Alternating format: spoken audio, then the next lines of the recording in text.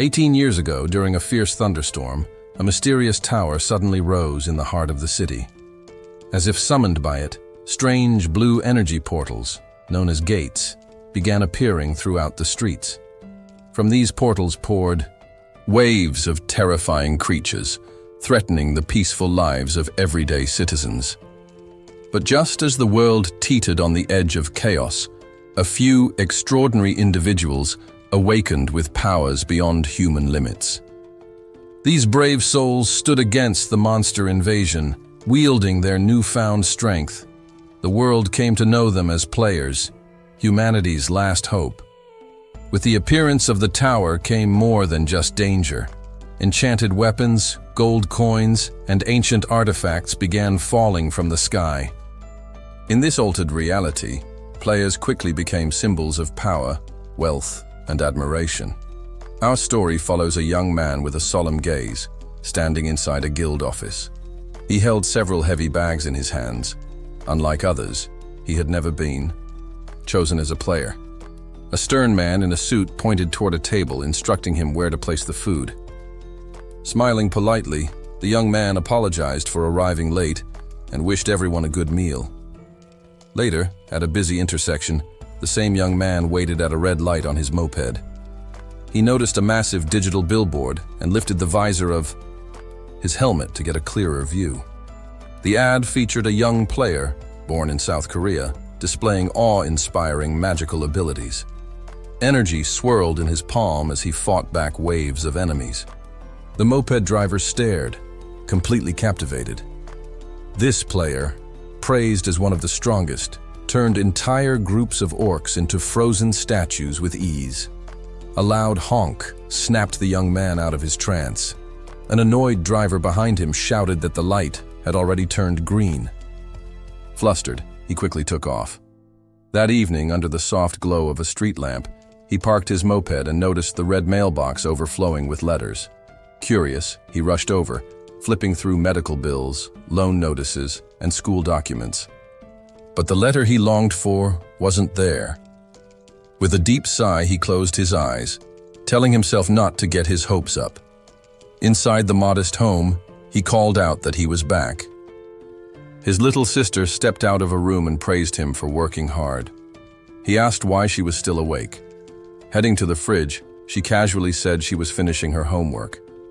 Then he asked about their mother. Lying under a blanket, their mother seemed more peaceful than usual. The girl mentioned she had just fallen asleep and was doing better that night, giving them both a small sense of comfort. The young man turned toward her and said it was time to give their mother a massage. But before he could move, his sister grinned and stepped forward, holding a chocolate cake with a candle shaped like the number 18. She beamed and shouted a cheerful, "Happy birthday." Shocked, he asked where she got the money for such a cake. Did she spend the money she'd saved for new clothes? With a small, proud smile, she said she still had plenty saved up and teased that she'd eat the whole cake herself if he didn't. She explained it was from a really famous bakery and that she loved chocolate cakes. His face softened. Noticing her worn-out clothes, he gently called her name, Yuang, and patted her on the head, thanking her sincerely. She giggled and handed him a small envelope with a heart sticker on it, urging him to read it before cutting the cake. Curious, he opened it and froze. His eyes widened, his hands trembled. Inside was an official invitation from the Players Association. His sister burst out laughing through tears of joy, explaining that she found the letter earlier and kept it hidden to surprise him. Overwhelmed, he couldn't stop the tears from falling. For the first time, his fate had changed. Clutching the letter, he looked toward his mother's room, a fire of determination in his eyes. As clouds drifted across the night sky, dawn approached. The next morning, the Korean Players Association building towered above the city like a monument to possibility. Standing at its base, the young man gawked in awe. Then he closed his eyes, took a breath, and reminded himself, this was just the beginning. Inside, A smiling staff member welcomed him with a warm, "Congratulations, new player Ju." Blushing a little, he thanked her. She reached out and explained how to access a player's profile by saying the words, "Information window." He gave it a try, and a glowing status screen appeared before his eyes. There it was. His name, Level 1. And a mysterious line marked with question marks next to unique abilities. Confused, he asked what it meant. Raising an eyebrow, the woman clapped her hands in delight. She explained that the question marks meant he had a rare, unrevealed ability, something few players were blessed with. Ju stared in disbelief, a huge smile breaking across his face. His heart pounded with excitement. The employee raised her hand in celebration and assured him that his coach would explain everything soon. Just then, a familiar voice echoed through the hall. She turned, expecting a regular coach, but standing, there was none other than Soku, the iconic player featured in countless advertisements. Ju's eyes widened. He stood speechless, unable to believe that the man from the billboards was now standing right in front of him. Soku narrowed his eyes, determination flashing across his face. He insisted on personally escorting the new recruit into the organization. Surprised, the main character pointed at himself, confused. "You mean me?" The receptionist folded. Her hands caught slightly off guard. Soku explained that he had overheard their conversation and confirmed the young man had unique abilities. The revelation hit hard. The boy trembled, stunned. The receptionist hesitated, noting it wasn't exactly by the book, but with a playful wave of her hand, she said she'd make an exception. With 10 years of experience under her belt, she assured them her authority was more than enough to approve it. Grateful for her leniency, they thanked her. A set of massive gates creaked open ahead, revealing the entrance to the tower. Soku motioned toward it. "Shall we?" he asked calmly. Ju nodded, his expression solemn. As they stepped through the portal, Soku reassured him, nothing to worry about. Before the boy could ask his question, something shifted. A goblin, hunched and snarling, twitched in the distance. Then another. Soon, dozens were visible beyond the trees surrounding the portal. Ju's eyes widened. "Are there always this many monsters on the first floor?" Soku's expression didn't change. "Sometimes they pile up. Happens when no one clears them, for a while." "That's bad, right?" With a practiced motion, Soku drew his sword. "On the contrary, it's perfect. Gives me a chance to explain the basics faster." He launched into an explanation as they approached the gathering horde. There used to be a test, the 100 goblin trial. You'd fight 100 of them, no skills allowed, all within a set time. It was banned for being too dangerous, but it was the most accurate way to gauge potential. Soku's voice was steady, almost clinical as he elaborated. "Complete it in 5 hours, you're advanced. Do it in 2 or 3, you're looking at an A rank. Finish within an hour, that's elite tier." He spoke as he moved, his blade slicing cleanly through the goblins. Heads and torsos split with precise, almost effortless cuts. The monsters barely had time to react before they were dead. Ju watched, stunned. Each strike was fluid and devastating. Soku moved like a blur, unfazed even as he spun through clusters of monsters.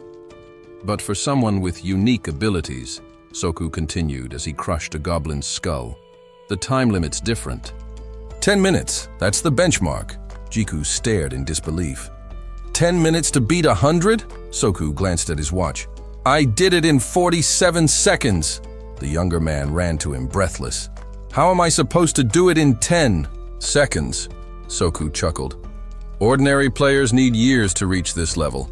But people like you, you'll get there in months." Behind him, a burst of violet energy erupted, an aura of raw, untamed power. He explained that those with unique traits grow at an exponential rate. Then, turning to a frozen goblin, Soku asked, "Heard of the Angela Guild?" Ju nodded. "They've got that really young ranker, right?" Soku smiled faintly as more armored warriors in the distance trained. Most of their players completed the goblin trial in under 3 hours. But I'm forming something better. A guild stronger than Angela's, built on players like you. Ju stood stunned by the ambition in Soku's voice. Placing his hand on the frozen monster, Soku unfroze it with a spell. Let's begin your first hunt. The goblin's eyes lit up with fury as it lunged forward, snarling. Soku gave quick advice. Brace your legs, keep your back firm, watch its axe, take it. As the creature swung its weapon, Ju's eyes sharpened. He furrowed his brows with fierce resolve. This was it, his chance to change everything. 5 years had passed. The sun gleamed brightly over the forest on the tower's first floor. A sword slashed through the air, forcing a goblin to leap back in alarm. A curly-haired man wearing glasses observed the scene, his gaze catching on something. Ahead, nearby, a man wielding an axe rushed over, apologizing for his delay. The man with glasses turned to him, smirking as he replied that the delay had given him the chance to witness something amusing. The swordsman lifted his weapon high, ready to strike again. Nearby, the main character furrowed his brows in frustration. The blade slammed into the dirt with a thud, its wielder panting from exhaustion. The armored man looked on, his expression falling as his gaze landed on a familiar blue window, the comeback challenge that had once again gained popularity. The curly-haired observer muttered that he was thinking the same thing. With a loud exhale, Jiku opened his mouth and summoned a digital status screen. The glowing blue window floated in front of him. It reminded him that he had received an invitation from the Players Association when he was just 18. In frustration, he dropped to his knees, pounding the earth with clenched fists and screaming into the woods. The man in glasses stared, arms outstretched in disbelief. The tank of the group stood shocked, mouth agape. Despite the unique powers he'd gained, Jiku was still struggling.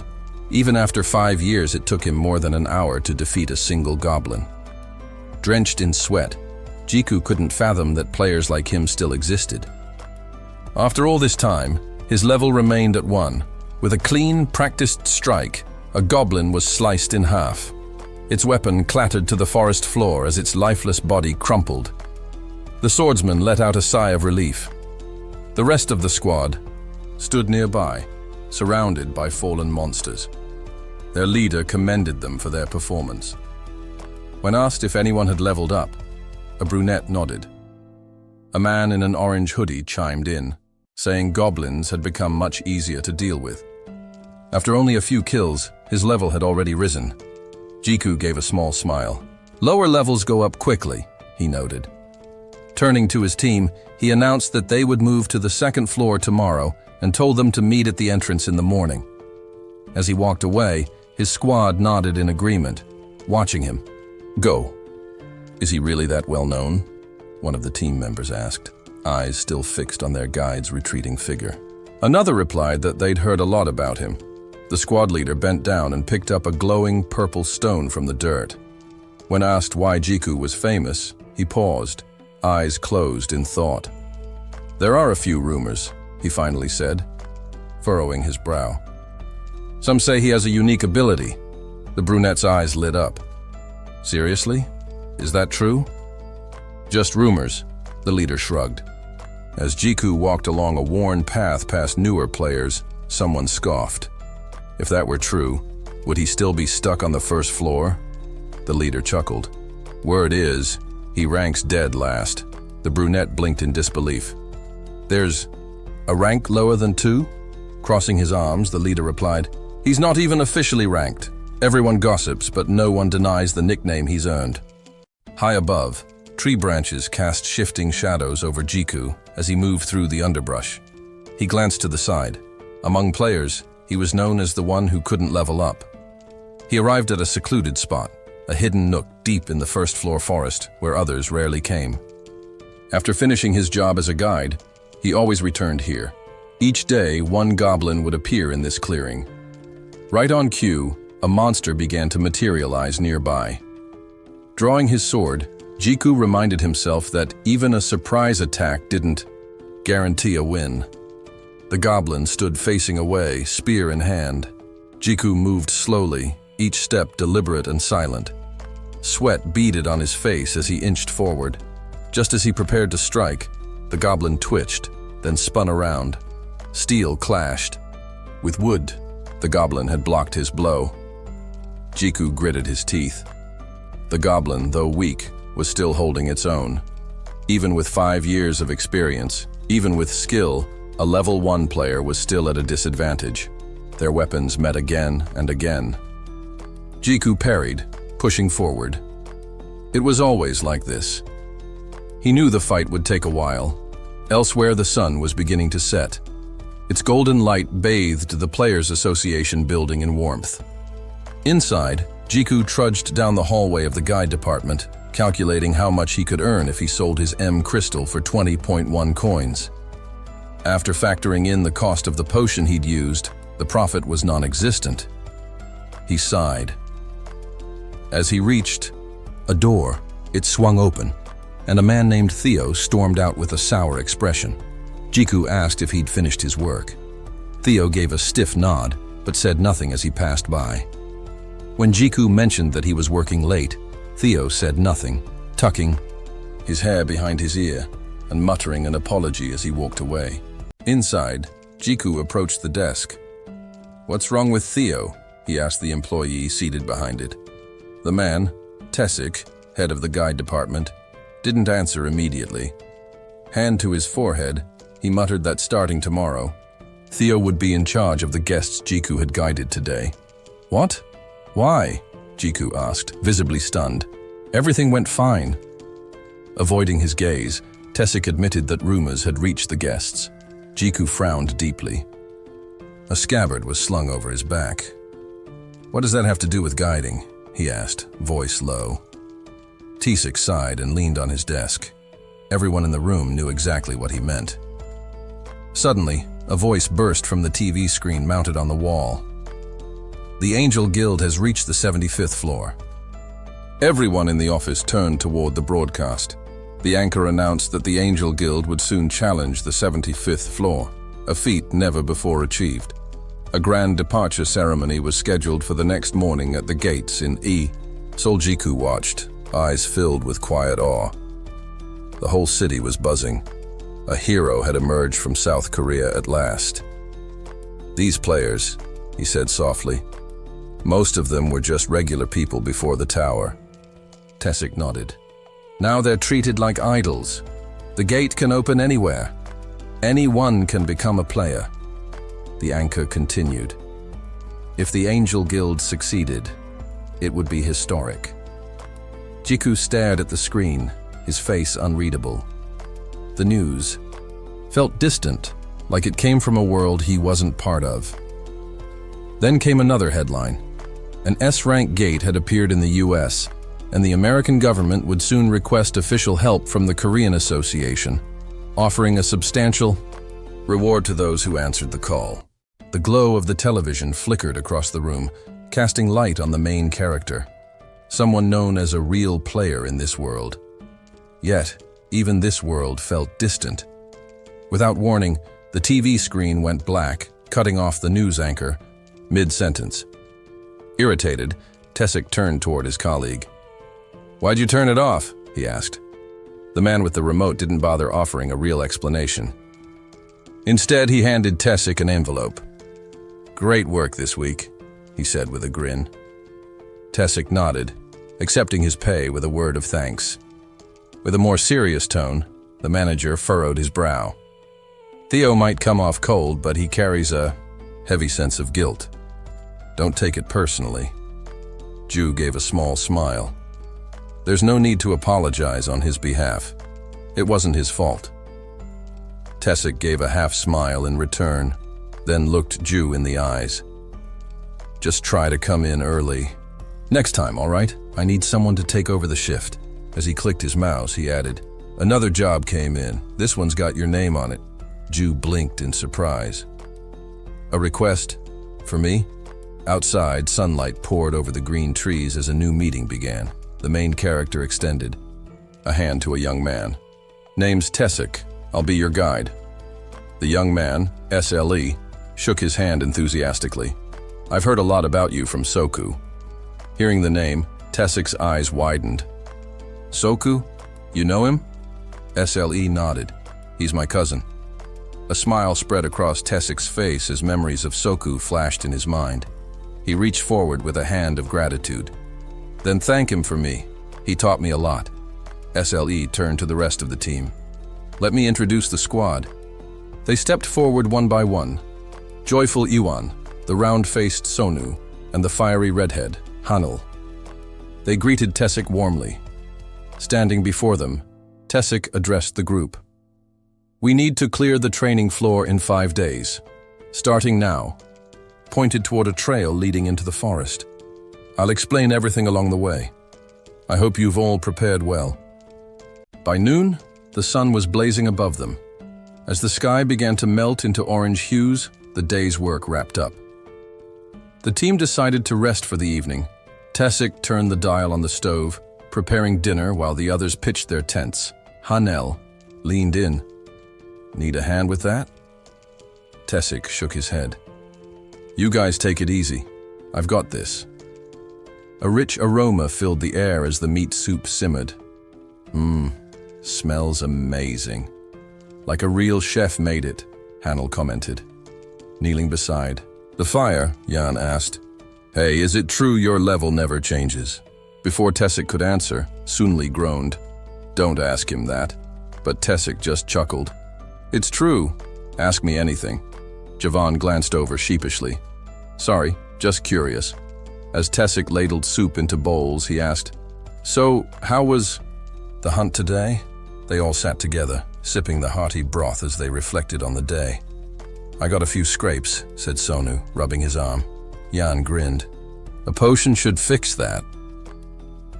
It wasn't as hard as I expected, Hanel added. Tessik nodded. The goblins on the first floor aren't well equipped. Their movements are easy to read. He looked at each member. This floor is training for the real deal. Stay sharp, and you'll level up in no time. Only a thin layer of soup bubbled at the bottom of the pot. Tessik stirred it as he continued. Just be careful once you run into a guardian. He explained that guardians were powerful monsters. Each floor had one. Entire guilds formed around hunting them. They're the gatekeepers, the toughest enemies you'll face. His expression turned grim.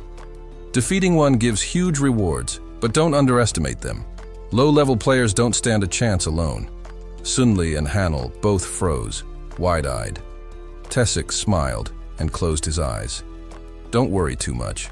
As long as we keep an eye on their regeneration cycle, we'll be fine.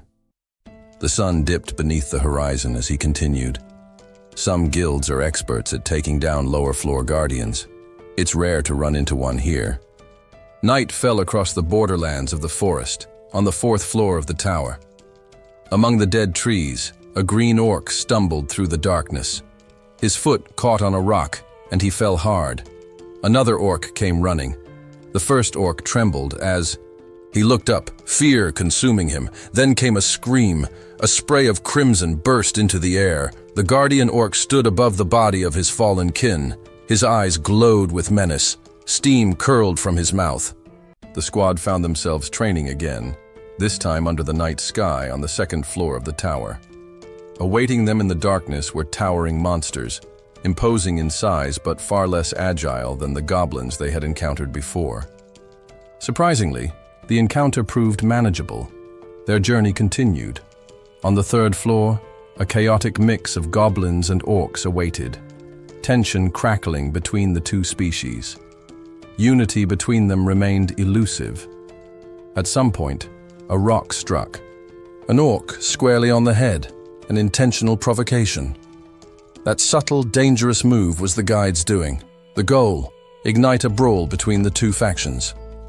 From behind a sparse line of trees, the team watched the ensuing carnage. Overhead, a crescent moon hung suspended like a watchful eye. Thanks to the conflict, the squad gained experience swiftly, without risking a direct confrontation. Now, Sunlei understood why Soku had spoken so highly of this method. While the others rested, something in the periphery drew Sunlei's eye. He spotted the leader sitting quietly, a basin full of dishes resting nearby. Curious, Sunlei asked what he was doing. The leader, still focused on his task, explained that he'd been writing in his diary every day since he received the invitation. Firelight flickered across his face. Sunpill, seated near the flames, mused aloud about becoming a ranker one day and publishing his autobiography. As the other members of the party prepared to sleep, the leader expressed his desire to uncover his class soon. The only thing left was to survive one more floor to reach the 5th. Hanel, drying her face with a towel, wondered aloud about her own class. Sun was brushing his teeth nearby, making his reply incomprehensible. Everyone burst into laughter. The guide poked at the fire with a stick, his gaze distant. The moment lingered as the moonlight illuminated his thoughtful face. The wind rustled dead branches overhead. On the 4th floor, they encountered another mix of goblins and orcs, stronger, quicker than before. Someone proposed recreating the previous trap. With a shout, Sunlei raised his sword and slashed at a massive orc, drawing blood. Hanel lunged and drove her blade into a goblin. Sonu hurled another goblin aside, and Javon's timely strike sent an orc, crashing to the ground. The squad leader took a moment to observe the battlefield, watching his comrades in action. Something stirred in the distance. Shielding his eyes, he tried to focus on the thick dust cloud gathering beyond the melee. Jiku squinted, sensing something wrong. "The Guardian shouldn't be appearing now," he muttered. A chill ran down his spine. Suddenly alarmed, he waved his arm, signaling the squad to retreat. He realized something crucial in that instant, something learned through a lifetime as a guide. Grabbing a nearby bag, he slung it over his shoulder. His thoughts were sharp. This was no longer a simulation. This was reality. A cry pierced the air. He turned swiftly. Javon had collapsed, clutching his leg in agony as a snarling orc loomed. Over him, club raised. Without hesitation, Sunlei moved in, sword gleaming. With a precise stroke, he cleaved the orc's skull in two, a spray of blood splattering across Javon's terrified face. But the danger was far from over. Amid the confusion, a goblin struck Hanel. She gritted her teeth, blood oozing from a wound. The guide's heart pounded. One mistake, even a minor lapse, could doom them all. He glanced back. A monstrous silhouette moved through the dust. The red gleam of an orc's eye shone through. With a terrible roar, the Guardian emerged. The orcs, roused by the presence of their leader, charged. The protagonist cursed under his breath, his hands clenched. With urgency, the guide ordered the group to prepare for a retreat. A device sailed through the air, a smoke bomb. Thick, dark smoke blanketed the Guardian and his minions. Supal helped the injured Yuan. Sunu rushed to Hanel's side. The team fled the battlefield, moving fast through the woods. Ju, his breath ragged, shouted over his shoulder, "This is the chance! Put distance between us and that thing!" Carrying Javon on his back, the leader asked where they should go. The guide pointed toward a rocky outcrop. "This way, know a hiding spot!" Their vision narrowed as exhaustion and fear blurred their senses. Hidden among steep stone formations was a narrow cave. They scrambled inside, collapsing to catch their breath. Who the hell was that giant orc? "Sun," Pill asked, sweat dripping from his brow. The guide's expression darkened. "The Guardian of the 4th floor. His appearance doesn't make sense." A large supply bag lay nearby, seemingly untouched. Sunu knelt next to Hanel and called out. She wasn't waking up. Her stomach wound was severe. Worse still, the weapon that struck her had been laced with goblin poison. Trying to reassure the others, Sunu opened the medicine kit. His confidence vanished. His hands froze. The antidote, gone. It must have slipped out during their frantic escape. Jaw clenched, he couldn't believe such a basic error had occurred. He forced himself to remain composed. The squad looked at him, eyes wide with shock. Rising, the main character turned toward the cave's entrance. "I'll go find help," he said firmly. The others protested, voices rising in disbelief. "That's suicide!" He gave them a faint smile. "I've survived this floor more times than I can count.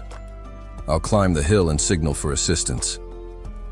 Lifting a finger with a half smirk, he added, "There's a reason I'm ranked first among all first-level players." Out beyond the rocks, an orc with a club passed nearby. Concealed, Ju watched silently.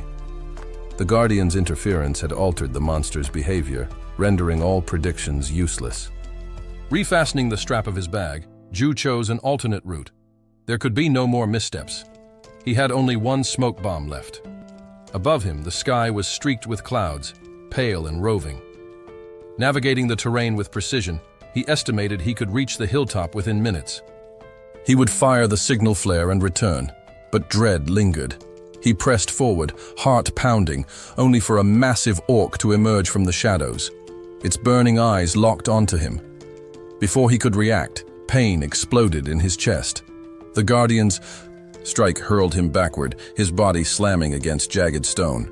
Blood filled his mouth. His limbs trembled. A smoke shell hit the ground, masking the monster's advance. Gasping, he forced himself upright. The Guardian snarled, enraged. His hand closed around the signal pistol. He aimed it skyward. "I won't be fooled again," he muttered. A searing flare burst into the heavens. The moment it fired, he ran, limping, bleeding, desperate to survive. His face was stained with crimson. His breaths were shallow but steady.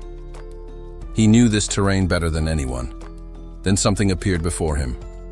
Unexpected and impossible. A gate, standing amid the trees of the dead forest. The entrance to the 5th floor. He froze. Memories surged. Yong's hopeful expression, his ill mother's pale smile. If not for them, he might have opened that gate without hesitation. But with only a first-level status, death was all that awaited him beyond. He pressed a hand against the door. "How did I get here?" he whispered to himself. The thought hit him like a weight. Maybe this was just another form of running away. Even a level 4 would struggle to reach this point. The Guardian roared again, closing in. Faced with death or possibility, he made his decision. With a determined scowl, he crossed the threshold. The door creaked open. Blinding light surged forth. A cold, unfamiliar voice echoed. "Identity confirmed. Background verification complete. Entry to the first examination hall approved."